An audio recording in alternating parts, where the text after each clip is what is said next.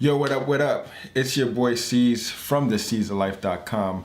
And today we're talking about sticking point, right? It's super easy to sit down and theorize about what will work and what won't, right? It's harder to actually take action. So, but the sooner you start, right, the sooner you get to your sticking point and you get to course correct and adjust faster and get to your goal much faster. All right, that's the whole point of me doing this challenge, is for me to find my sticking points, and I've come up on quite a few so far, and I was able to just think to myself, what is the first step you need to take once you get to that sticking point? And once I was able to do that, I just find my results just accelerating much faster.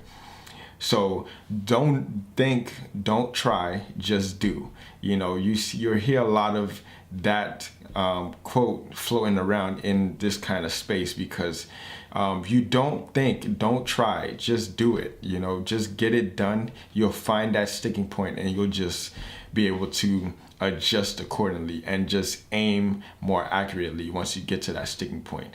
So I am taking this leap of faith, you know, and I know that a bunch of people are going to go through the same sticking point that I've gone through so far, and I'll just be able to course correct them and coach them through the same thing.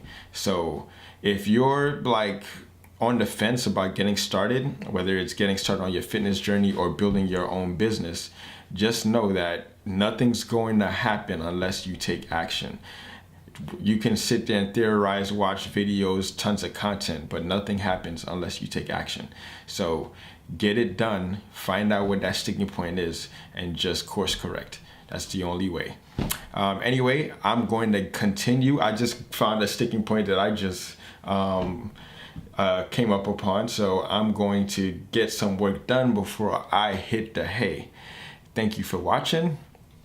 Don't forget to comment, subscribe, and holla.